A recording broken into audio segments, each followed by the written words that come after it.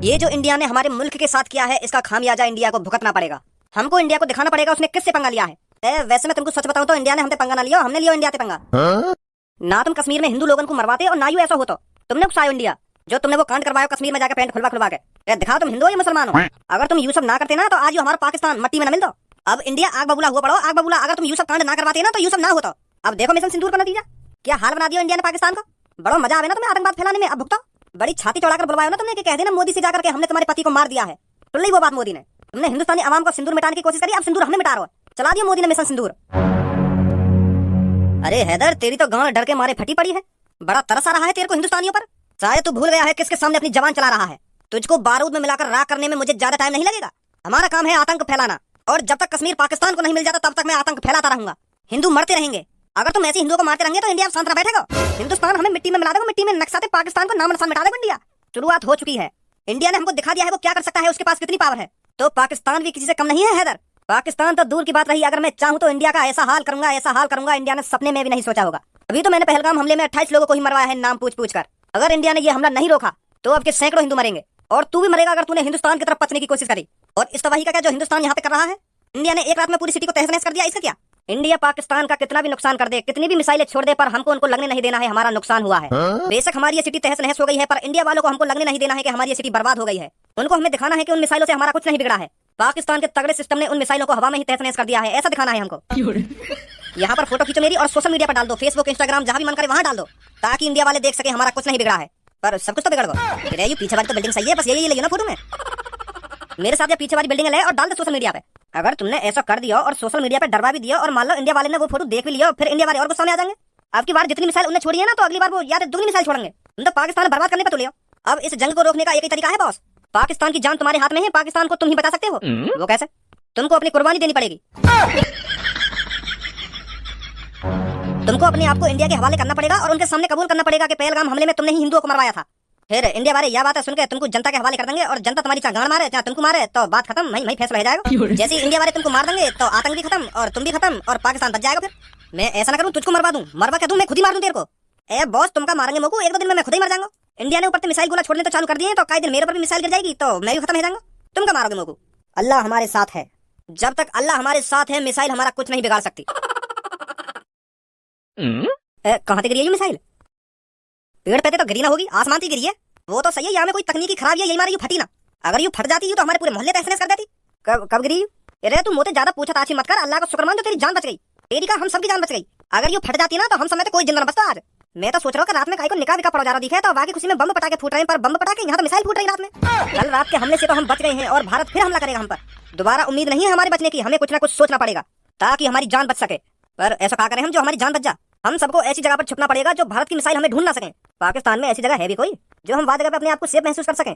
कुछ ना कुछ तो करना पड़ेगा अगर हमको जिंदा रहना है तो। एक आइडिया है मेरे पास, हम इस मिसाइल को पाकिस्तान की सरकार को बेच देते हैं। पाकिस्तान के पास वैसे ही गोला बारूद की कमी है, तो हम इस मिसाइल को पाकिस्तान को बेच देते हैं तो वो हमको अच्छी कीमत देंगे। 2-3 करोड़ की तो बिक ही जाएगी है। जैसे ही हमको पाकिस्तान की सरकार 2-3 करोड़ रुपए देगी तो उन पैसों से हम विदेश चले जाएंगे। चाहे फिर पाकिस्तान बचे या ना बचे हमारा कुछ नहीं बिगड़ेगा। क्या सोचता है मोहम्मद रफीक? बात में तो दम है तेरे आइडिया में दम तो है, पर इससे खतरनाक आइडिया मेरे पास है। इतनी जल्दी क्यों हम पाकिस्तान को छोड़ें, 1-2 हफ्ते बिजनेस ही कर लेते हैं मिसाइलों का। जैसे ही भारत हम पर रोज हमला करेगा तो उनकी 1-2 मिसाइल खराब निकले करेंगी, तो फिर हम उन मिसाइलों को पाकिस्तान की सरकार को बेच देंगे और बहुत पैसा कमाएंगे। जैसे ही हम पे 1-2 अरब रुपया हो जाएगा तो हम पाकिस्तान को छोड़ देंगे। यही मौका है अल्लाह की दुआ से हमारे पास अरबपति बनने का। यहाँ हमारी गांड फटी पड़ी है, जान के लाले पड़ रहे हैं और तू बिजनेस की सोच रही है। बनेगा तू भारत की मिसाइल ने पाकिस्तान की सरकार को बेच के अरबपति। पहले अपनी मिसाइल जान ही बचा ले, खराब मिसाइल जब ढूंढेगा तू। जब भारत हम पे हमला करने आएगा तो खड़ा होगा, यू देखेगा हाँ ये मिसाइल खराब निकलेगी, या उठा के हम पाकिस्तान को बेच देंगे। भारत की 100 मिसाइलें में तो लेकर गई, एक आध खराब, वो भी गलती थे। एक बात कान में डाल ले मेरी, अगर भारत हम पे दोबारा हमला करे ना तो दूर रही मिसाइलें थे, नहीं तो तेरी राख भी ना बचेगी। बिजनेस करेंगे, बिजनेस मिसाइलें ने बेच के अरबपति बनवाओ इनको, अरबपति। चलो उठाओ मिसाइल बम में, कोई ना कोई तो खरीद ले हमसे। पाकिस्तान के आतंकवादियों ने जो हमारे हिंदुस्तान के भाइयों के साथ किया है वो बहुत गलत किया है। पहलगाम में जो हमारे 28 हिंदुओं को बेइज्जत करके मारा गया है, बहुत गलत हुआ है वो। पाकिस्तान के आतंकवादियों की इतनी हिम्मत जो अपने बड़े पापन के साथ गद्दारी करे। अरे हमारा हिंदुस्तान पाकिस्तान को अपना बच्चा समझकर माफ करता गया और वो पीछे से छुरा घोंपता गया। अब की बार फिर उन्होंने हमारे 28 हिंदुओं को नाम पूछ कर मार दिया। तो भज्जी अब तू इतना काय को गुस्सा है रो? हमारा भारत पाकिस्तान से बदला लेता रहो। ऑपरेशन सिंदूर चलाया है भारत ने पाकिस्तान को सबक सिखाने के लिए, ताकि पाकिस्तान को उसकी औकात पता चल सके कि उसने भारत से पंगा लेकर कितनी बड़ी गलती कर दी है। सबो तेरी बात ठीक है कि भारत पाकिस्तान से बदला ले रहा है, पर बदला मुझे भी लेना है। मुझे उन आतंकवादियों से बदला लेना है जिनने पहलगाम हमले में मेरे 28 भाइयों को मारा है। तो अब मैंने सोच लिया है, भज्जी पाकिस्तान जाएगा उन आतंकवादियों को ढूंढने, उन्हें दिखाने के जब हिंदुस्तानियों को गुस्सा आता है तो वो क्या से क्या कर सकते हैं। भज्जी के अंदर जो आग लगी पड़ी है वो तभी शांत होगी जब भज्जी उन आतंकवादियों को ढूंढ कर इंडिया लाएगा और उनकी गर्दन धड़ से अलग कर देगा। भज्जी शांत है जा, तो को कुछ ऐसा करने की जरूरत ना है। हमारी भारतीय सेना आतंकवादी ने ढूंढ ढूंढ कर मारता रही है। तू भी सब कैसी बात कर रही है? कोई जरूरी है हमारी भारतीय सेना आतंकवादी ने ढूंढ कर मारे, हम न मार सके? जो हमारी भारतीय सेना की छाती में आग लगी पड़ी है ना, तो वही आग मेरी भी छाती में लगी पड़ी है। मैं भी आतंकवादी ने ढूंढ ढूंढ कर मारूंगा। भज्जी पाकिस्तान जाएगा और उस आतंकवादी को पकड़कर इंडिया लाएगा, फिर मैं उसकी पैंट उतरवाऊंगा, फिर मैं उससे पूछूंगा, दिखा अपनी टुनटुनी, ये तू हिंदू है या मुस्लिम? अरे मैं बात इतना कुछ पूछूंगा काय को, जब मुझे पता हो ये आतंकवादी है तो मैं वाली पैंट वेंट काय को उतरवाऊंगा, मैं सीधी वाली गर्दन धड़ से अलग कर दूंगा। जब उस आतंकवादी की गर्दन धड़ से अलग होगी तब भज्जी उसके खून से नहाएगा, तब भज्जी की छाती की आग ठंडी पड़ेगी, समझी सबको? ताकि आतंकवादियों को पता लग सके कि भारत में भज्जी नाम का भी कोई रहता है जो पाकिस्तान में घुसकर आतंकवादियों को पकड़ के ले जा सकता है और हिंदुस्तान में जाके उसकी गर्दन धड़ से अलग भी कर सकता है। तब आतंकियों का हमला कम होगा, जब उन्हें पता चलेगा कि भज्जी नाम का भी कोई हिंदुस्तान में रहता है। भज्जी मोगू पता तू बहुत गुस्सा में, तू अंदर से आग बबूला हुआ पड़ो है, पर पाकिस्तान में जाके उन आतंकवादी ने ढूंढ कर लाना इतना आसान ना है जितना तू सोच रखा है। पहली बात तो पाकिस्तान में घुसना इतना आसान ना है। अगर तू बाई चांस कहीं ना कहीं से पाकिस्तान में घुस भी गया तो वहाँ पे आना नामुमकिन है, नामुमकिन। तो पाकिस्तान की सेना ही मार देगी, तो वापस आन दे रही है फिर पाकिस्तान की सेना, तो आतंकवादी समझ के मार देगी वो। भज्जी को मारना इतना आसान नहीं है, तुमको तो पता ही है। मैं एक तरफ और 10-15 आदमी एक तरफ, उनकी का भूख भरूंगा मैं। जितनी मुंह में ताकत है ना उतनी 10 आदमी में ताकत ना, उन्हें मट्टी में मिला दूंगा मैं। वो बात तो तेरी ठीक है भज्जी, पर पाकिस्तान की सेना तोते लात घुसा से थोड़ी लड़ेगी। कैसे के हाथ में बंदूक होगी, कैसे के हाथ में तोप होगी, ऐसे लड़ेगी वो तोते। और तेरे हाथ में लोड़ा भी ना होएगा, फिर बता कैसे लड़ लेगा तू उनसे? सही ना कह रहा मैं सबको? हाँ सही कह रहा तू। मैं तो कोई सा सही ना बोल रहा, तुम सबकी गांड फट रही है, यही मारे मुझे रोकने की कोशिश कर रही हो तुम, पर मेरी गांड ना फट रही पाकिस्तानी पे। मैं छाती चौड़ा के पाकिस्तान के अंदर घुसूंगा और छाती चौड़ा के वो आतंकवादी पकड़ के इंडिया में आऊंगा, समझो? जब सनी देओल छाती चौड़ा के अपनी सेटिंग ला सके हिंदुस्तान में, तो मैं वो आतंकवादी ढूंढ के ला सकूं। तो लोग सनी देओल के कम समझ रहे हो? फिल्मी दुनिया में और हकीकत की दुनिया में बहुत अंतर है, समझो? ए सनी देओल ले आए पाकिस्तान से अपनी सेटिंग है इंडिया में, चुप शांत बैठो रे, तो घर पे तुम्हें कुछ करने की जरूरत ना, समझो? हमारे भारत के जवान सब संभाल लेंगे। भारत के जवान सब संभाल लेंगे, सब संभाल लेंगे। बस भारत के जवानों के भरोसे बैठे रहो तुम। घर पे बैठ के बस तुम गोदी मीडिया ही देखते रह करो, जो झूठ में झूठ बोले जाने और बस झूठ में झूठ सुनकर तुम्हारी छाती चौड़ी है जावे कि हाँ उन्हें वो कर दिया ना उन्हें वो कर दिया। इंडिया ने लाहौर उड़ा दिया, कि इंडिया ने कराची उड़ा दिया, कि भारत की सेना पाकिस्तान में घुस गई है, पाकिस्तान खत्म कर दिया, और तुम खबर न सुन कर छाती चौड़ी करती जाओ अपनी। जब तक मैं पाकिस्तान में न घुसूंगा तब तक कुछ न होने वाला, और मैं पाकिस्तान में घुस के मारूंगा, समझे? भज्जी लेगा बदला। मिशन सिंदूर तो चले रहो और वहाँ चला एक और मिशन चलेगा, मिशन भज्जी। हौसला तो बढ़ाना भाई मेरा, कि जा भज्जी तू पाकिस्तान में घुस के ढूंढ के लावा आतंकवादी है, मने कर रहे हैं, मने मनोबल तोड़ रहे मेरो गाना फट्टू। ए धनुआ मोको लगे भज्जी पागल वागल है वो दिखे, कहाँ पे हमें एक से आग सी लग गई इतनी?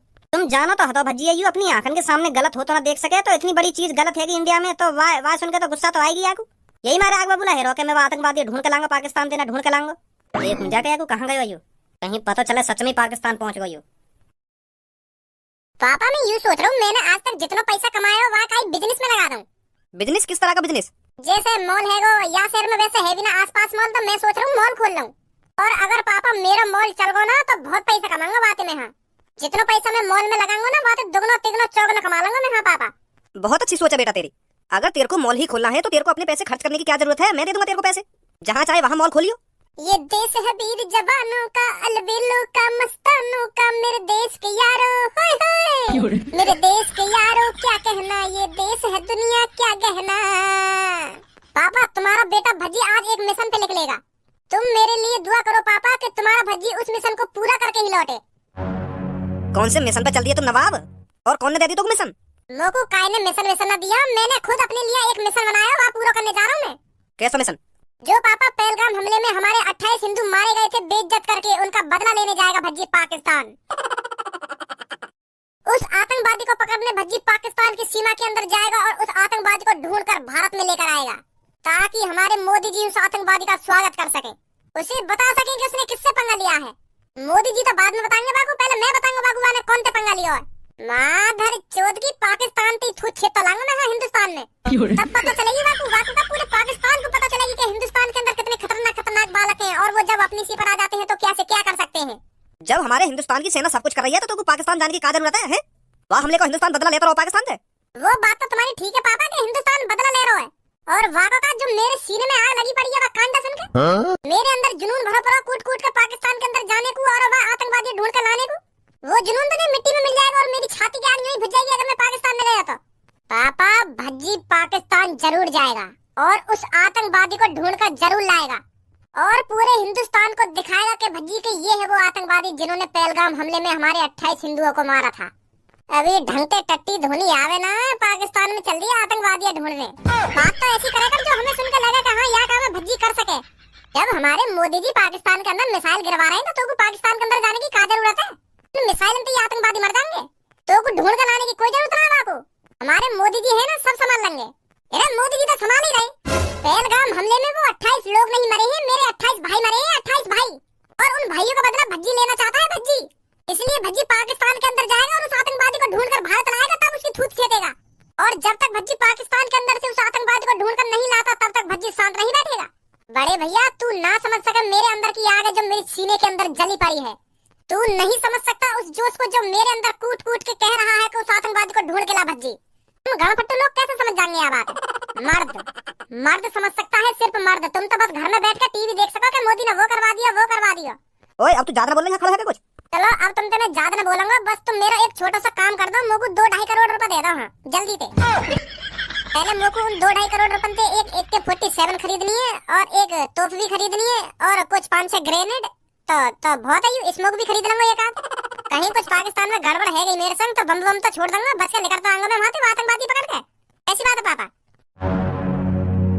ए पापा तुम भी इतनी देर से यहाँ की बकवास सुने जा रहे हो, यूं बकवास करते जा रहे हो और तुम सुनते जा रहे हो। यूं ना तो कान पे लगा में आके तो ना थूत पे आके अभी पाकिस्तान जाने का भूत उतर जाएगा। याको मजाक समझ रहे हो? तो पाकिस्तान जाने को मजाक। याको अभी यूं बात ना पता पाकिस्तान के अंदर यूं जैसी कदम रखेगा ना तो यहाँ पे बम गोला छूटने चालू हो जाएंगे। यूं पहुंच जाएगा पाकिस्तान में या बॉर्डर पे राख कर देंगे। अगर तुम्हारे भैया को पाकिस्तान के अंदर जाने को दम ना है तो और कहीं भैया की तो गांड मत फाड़ तू। पाकिस्तान के बॉर्डर पे बम गोला छूटने चालू हो जाएंगे ना, चालू हो जाएंगे। अरे तेरी तरह कमजोर दिल का नहीं है भज्जी, और अब भज्जी ने सोच लिया है तो पाकिस्तान के अंदर जाएगा भी और उस आतंकवादी को पकड़कर लाएगा भी, समझा? और अब तुम मेरी बात समझ ले, चुपचाप या कमरा के अंदर भाग कर जा, तो अभी 2-3 करोड़ रुपए दे दूंगा मैं। ऐसे मत कहो यार पापा, है मैंने बड़ी मुश्किल से तो पाकिस्तान में जाने की प्लानिंग बनाई है और तुम यहाँ सपने पे हैं पानी फेरे जा रहे हो। तुम्हें पता है मेरी छाती के अंदर कितनी जोर से आग लगी पड़ी है, कितनी गुस्सा आ रही है मुझको वो बातें सुनकर जब हमारे 28 भाई मरे हैं। उनका बदला ही तो लेना चाहता है भज्जी। है पापा दे दो 2-3 करोड़ रुपए।